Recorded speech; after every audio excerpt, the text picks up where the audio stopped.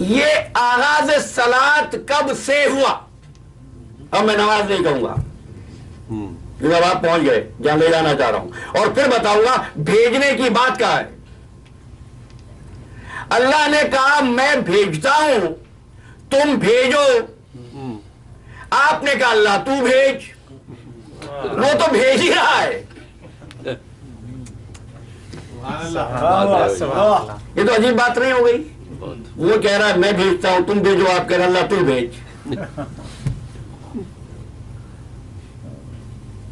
چلیے میرے ایک سامنے نے ایک بات کہی تھی، بس اس حکم کی بھی تعمیل کر دوں چند جملوں میں۔ حالانکہ آپ کو یاد ہے میں نے چند سال پہلے عشرہ محرم میں گفتگو کی تھی تسبیح کے عنوان پر، ٹھیک ہے؟ دیکھو اس سے پہلے، نماز سے پہلے، صلات سے پہلے تسبیح تھی۔ صلات واجب ہے،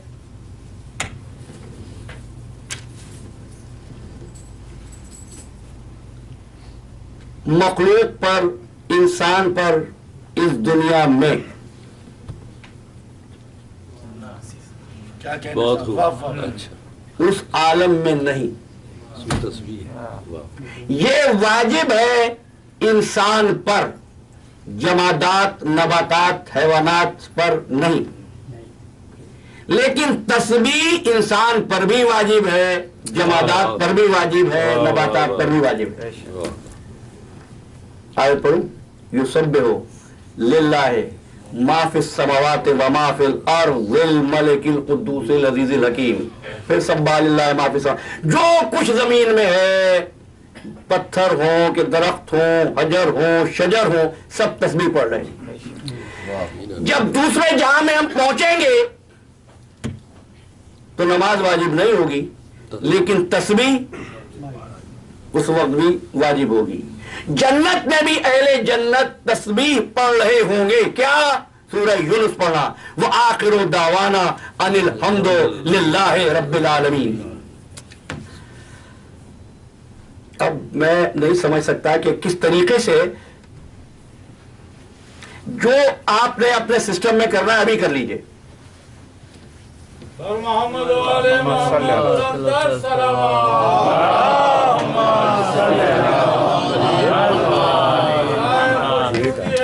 زمانہ بلندر صلوات،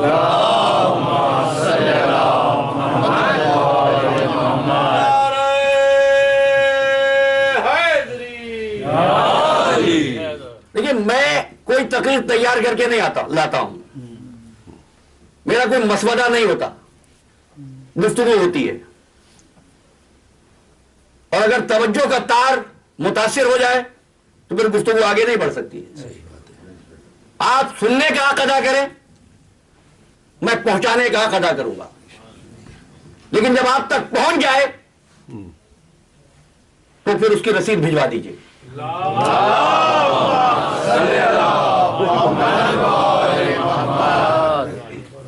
اچھا دیکھو، تو وہاں پر بھی تسبیح پڑھی جا رہی ہوگی۔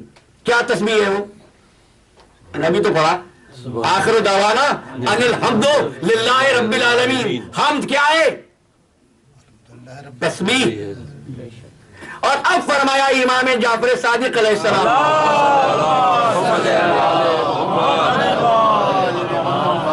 اگر ہم 14 نہ ہوتے تو انبیاء نہ تسبیح سے واقف ہوتے نہ تحلیل سے واقف ہوتے۔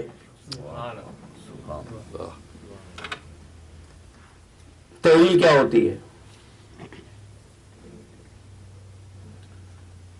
اب دیکھیے یہ چند الفاظ ہیں، ان کو سمجھ لیجئے۔ تسبیح جس میں لفظ سبحان ہو اس کو تسبیح کہتے ہیں، جس میں اس کی کبریائی ظاہر ہو جائے اس کو تکبیر کہتے ہیں۔ ہے یہ سب تسبیح ہے، لیکن تسبیح کی قسمیں ہیں، ٹھیک ہے؟ جس میں اس کی بزرگی ظاہر ہو جائے اس کو تمجید کہتے ہیں،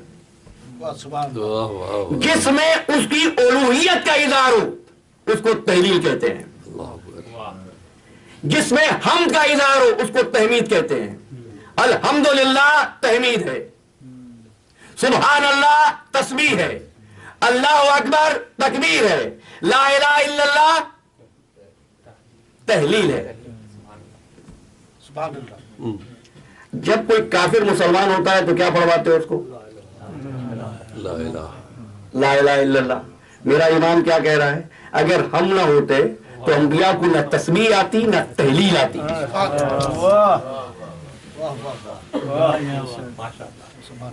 یعنی دولت اسلام بغیر محمد والے محمد کے انبیاء کے مقدر میں نہ تھی۔ ٹھیک ہے، اچھا یہ تسبیح جس پر آج مسلمان نازا ہے، یہ پہلی مرتبہ کس نے پڑھی؟ اب ترتیب ہے، اگر ذہن میں رہے گی تو اگلی جو منزل ہے ہماری گفتگو کی وہ آسان ہو جائے گی۔ جس وقت اس کائنات میں عدم کا تار ٹوٹ گیا اور وجود کے جلوے نے ظہور فرمایا تو سب سے پہلے اس گھرانے کا سردار آگے بڑھا اور اس نے کہا سبحان اللہ۔ اس کے بعد جو دوسرا سردار تھا اس نے آگے بڑھ کے کہا الحمدللہ۔ اس گھرانے میں جو پہلا شہزادہ ہے وہ آگے بڑھا اور اس نے کہا لا الہ الا اللہ، اور اس کا جو سب سے چھوٹا شہزادہ ہے وہ آگے بڑھا، اس نے کہا اللہ اکبر۔ اب ذرا ان چاروں تسبیح کو جمع کرو، کیا بنا؟ سبحان اللہ والحمدللہ ولا الہ الا اللہ واللہ اکبر۔ قدرت کو یہ تسبیح ایسی پسند آئی کہ قدرت نے ان چاروں تسبیحوں سے عرش کے 4 پائے خلق کر دیے، ماشاءاللہ ماشاءاللہ، اور عرش کے ہر پائے سے ایک نظام کو وضع کیا۔ سبحان اللہ سے نظام خلق قائم ہوا، الحمدللہ سے نظام رزق قائم ہوا، لا الہ الا اللہ سے نظام موت قائم ہوا، اللہ اکبر سے نظام حیات قائم ہوا۔ واہ واہ واہ۔ پہلی تسبیح کیا تھی؟ سبحان اللہ، کس نے پڑھی؟ رسول خدا نے۔ کون سا نظام قائم ہوا؟ نظام خلق۔ نظام خلق کا مالک محمد مصطفیٰ ہے۔ اللہ محمد۔ دوسری تسبیح الحمدللہ، کون سا نظام قائم ہوا؟ نظام رزق۔ جس کو بھی اس کائنات میں رزق مل رہا ہے وہ علی ابن ابی طالب کے صدقے سے مل رہا ہے۔ محمد کہا تھا، لیکن چاہتا ہوں اس موقع پر بھی یہ پیغام پہنچ جائے نوجوانوں کے پاس، امیر المومنین کا مطلب یہ نہیں ہے مومنین کا امیر، لوگ یہی سمجھتے ہیں۔ اگر ایسا ہوتا تو ہمارا ہر امام امیر المومنین ہے، لیکن حسن مجتبیٰ فرماتے ہیں حرام ہے، ناجائز ہے کسی اور کو ائمہ تحریر میں بھی امیر المومنین کہنا۔ کسی نے امام حسن کو مخاطب کیا، فرمایا راستہ خاموش ہوگا، سوائے ہمارے بابا علی مرتضیٰ کے کوئی نہیں ہے امیر المومنین۔ اب تم پوچھو گے نا تو پھر امیر المومنین کا مطلب کیا ہے؟ لغت میں جا کے دیکھنا، امیر کا لفظ ہے امیرتن سے، جس کا مطلب ہے رزق پہنچانا۔ امیر المومنین، مومنین کو رزق پہنچانے والا ہے علی مرتضیٰ۔ بے شک ہے، اللہم صلی اللہ۔ اب آپ کے ذہن میں یہ بات بھی آ سکتی ہے کہ ہمارا کون سا امام ہے جو رزق نہیں پہنچا سکتا؟ ہاں بھائی، ہمارا ہر امام رزق پہنچا سکتا ہے، لیکن علی وہ ہے جو ائمہ کو بھی رزق پہنچاتا ہے۔ ماشاءاللہ، اللہم صلی اللہ۔ پھر نظام موت قائم ہوا۔ موت علامت ہے اس کی وحدانیت کی، اس نظام کا مالک حسن مجتبیٰ ہے۔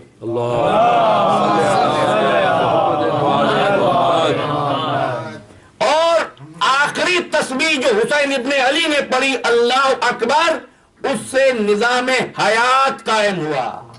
حسین ابن علی ایسا نظام حیات کا مالک ہے کہ رسول دنیا سے گئے پھر کسی نے رسول کو بولتے ہوئے نہیں دیکھا، علی دنیا سے گئے کسی نے بولتے ہوئے نہیں دیکھا، حسن گئے بولتے ہوئے نہیں دیکھا، حسین گئے نوکے نیزہ پہ تلاوت قرآن کر کے بتا رہے تھے۔ اللہم صلی علی محمد واہ یہ 4 تسبیحیں قائم ہوئی، عرش قائم ہوا، دنیا کا نظام قائم ہوا۔ اور دیکھو کتنے چاہے نظام بنا لو لیکن کوئی نظام ان 4 نظاموں سے بچ کر نہیں جائے گا، یا وہ خلق ہوگا، یا وہ رزق کا نظام ہوگا، یا موت کا ہوگا، یا حیات کا ہوگا۔ اب ایک تسبیح تھی جو سید عالم نے پڑھی، اللہم صلی علی محمد، آج ذرا عظمت فاطمہ الزہرا صلوات اللہ علیہا صلی علی پھر آتے ہیں صلات کی طرف۔ تو وہ تسبیح یہ تھی۔ یہ بات میں نے اس لیے کہہ دی ورنہ میرے موضوع تو آگے بڑھ جاؤں تو جو بات کہنا چاہ رہا ہوں وہاں تک پہنچ جاؤں گا، لیکن کہہ اس لیے رہا ہوں کہ بچے سوچتے ہوئے جائیں گے کہ آپ نے بات پنجتن کی اور بی بی کی بات ہی نہیں کی۔ بھائی فرق سمجھ لینا، یہ پنجتن وہ ہیں جن میں ایک راضی ہو جائے ایک ناراض ہو جائے، کیوں پا جائے گا؟ ممکن ہے نہیں نا، یہ نور کا تسلسل ہے۔ لیکن سید عالم اس ہستی کا نام ہے جو صف میں نہیں تھی، ان 4 کی صف پر۔ اب وقت نہیں ہے ورنہ آپ کو بتاتا سورہ صافات سے کس نے کہا کہ ہم تھے لنحن الصافون، صف بنا کر اللہ کی عبادت کر رہے تھے۔ انا لنحن المسبحون، ہم ہی تو ہیں اللہ کے تسبیح پڑھنے والے، ہم ہی تو ہیں اللہ کی عبادت کرنے والے، اور ہم میں سے ہر ایک کا ایک مقام ہے، معلوم ہے۔ جس وقت یہ تسبیح پڑھ رہے تھے تو سیدہ کا نور ان 4 پر سایہ کیے ہوئے تھا عصمت کا۔ اور پھر سید عالم نے تسبیح پڑھی سبوح قدوس ربنا ورب الملائکۃ والروح۔ اب یہاں پہنچ کر بعض لکھنے والوں نے لکھا ہے کہ سیدہ نے یہ تسبیح پڑھ کے ربنا کہا اس لیے، اگر نہ پڑھتی تو فرشتے محمد و آل محمد ہی کو اللہ سمجھ لیتے۔ اور یہ تسبیح سیدہ اتنی پسند آئی پروردگار کو کہ یہ تسبیح پھر پروردگار نے بھی پڑھی۔ ماشاءاللہ، میں انہوں نے کہا ماشاءاللہ، بہت سے لوگ حیران ہو گئے ہوں گے، گھبرا گئے ہوں گے، اللہ کیا تسبیح پڑھتا ہے؟ اللہ نے تسبیح پڑھی سبوح قدوس رب الملائکۃ والروح، ربنا تو نہیں کہہ سکتا نا، رب الملائکۃ والروح۔ اور پھر خود حجاب سیدہ میں جلوہ نما ہوا۔ سبحان اللہ سبحان اللہ۔ کبھی کہا تھا، بعض لوگ حیران ہو گئے کہ حجاب سیدہ کیا ہے؟ حجاب سیدہ، چادر سیدہ، کبریائی کی اس چادر کا نام ہے کہ دشمن محمد کو دیکھ کر مروب نہیں ہوا، علی کو دیکھ کر مروب نہیں ہوا۔ حسن و حسین کے چہرے پہلے سے دیکھے تھے، موبائل کا اشارہ دے رہا ہوں، حسنین کے چہرے پہلے سے دیکھے تھے، لیکن پھر کہنے لگا اب ایسے چہروں کو دیکھ رہا ہوں کہ اگر پہاڑ سے کہہ دے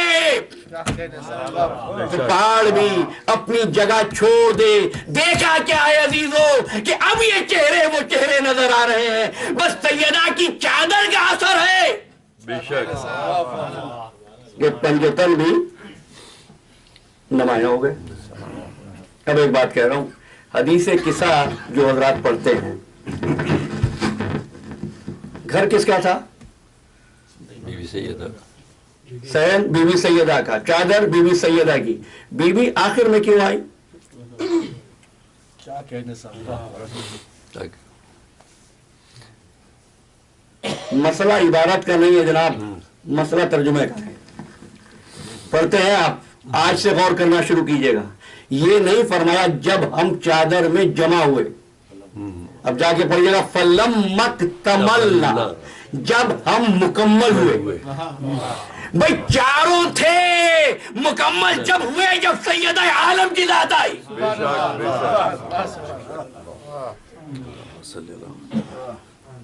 اب فرشتوں نے ان کو دیکھا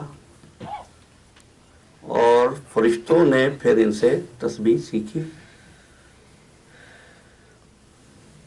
کل کوئی صاحب پوچھ رہے تھے کہ فرشتے ہر وقت رکوع میں رہتے ہیں, بعض ہر وقت سجدے میں رہتے ہیں.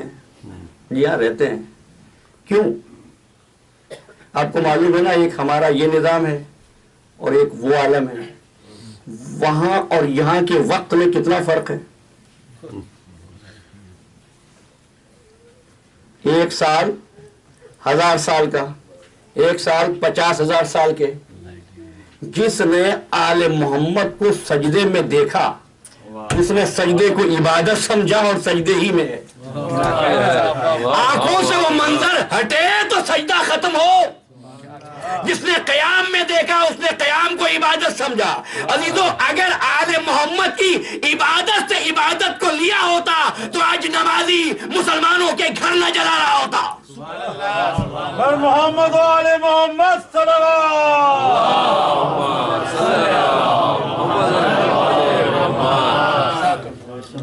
اب بہت جلدی سے میں صلاۃ سے متصل ہو رہا ہوں اور غالباً آج کی گفتگو میں پہلے مرحلے پر ہی بات کو پہنچا سکوں گا. میں نے آپ سے کہا ہے مانوی صلاۃ, مانوی صلاۃ. لیکن ایک بات کو پھر ذہن میں جگہ دیجئے. علی ابن ابی طالب نے جو تسبیح پڑھی وہ تسبیح تھی الحمدللہ. بس تاریخ میں عالم معنی میں سب سے پہلے علی نے کہا الحمدللہ, عالم ظاہری میں سب سے پہلے ابو طالب نے کہا الحمدللہ. کیا بات ہے. اب صلاۃ ہو گئی واجب. صلاۃ پڑھنا ہے. شروع کہاں سے کرنی ہے؟ بسم اللہ الرحمن الرحیم. بس الحمدللہ. الحمدللہ.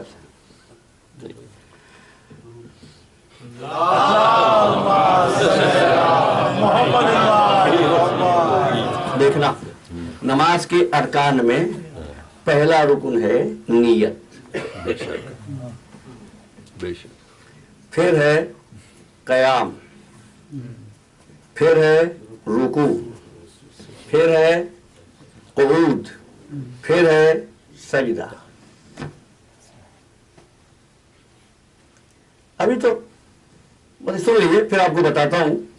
اور میں نے کل ایک سوال کیا تھا آپ سے کہ یہ تو بتائیے نماز واجب کیوں ہوئی ہے. بندے تھکے ہوئے بھی ہوتے ہیں, اللہ کو کیا ملتا ہے اس نماز سے؟ تمہارے نماز پڑھنے سے وہ بڑا ہو جاتا ہے؟ نہ پڑھو گے تو وہاں کوئی کمی ہو جائے گی نہیں نا. تو سن لیجئے, نماز کا قیام ہو ایسا قیام ہو کل قیام بے خدمت سلطان. قیام ایسا ہو جیسے کوئی کسی بادشاہ کی خدمت میں غلام کی طرح کھڑا ہو. اور اگر بادشاہ بلا لے تو دوڑتا ہوا چلا جائے. عزیزو یہی وجہ تھی ابی بن کعب حالت قیام میں تھا جب رسول نے آواز دی تھی. واہ واہ واہ واہ. تو نماز پڑھنے کے بعد فارغ ہونے کے بعد حضور کی خدمت میں حاضر ہوئے. یا رسول اللہ آپ نے بلایا تھا, کہا آواز سنی تھی.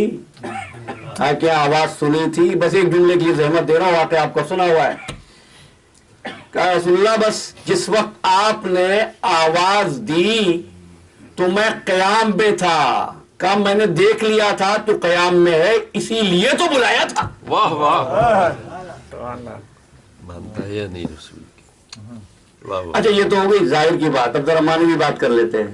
کہا گیا القیام کا رسول اللہ سب سے پہلے اللہ کی سبیل میں قیام کرنے والی ذات محمد مصطفیٰ صلی اللہ علیہ وسلم.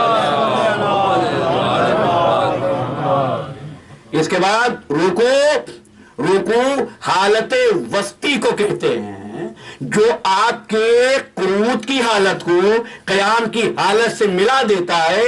یہ رکوع ولایت کی علامت ہے اور ذات علی ابن ابی طالب سے محبت کا اظہار ہے.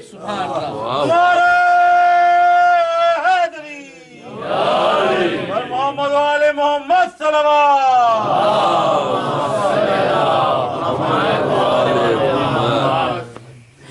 اس کے بعد قعود ہے.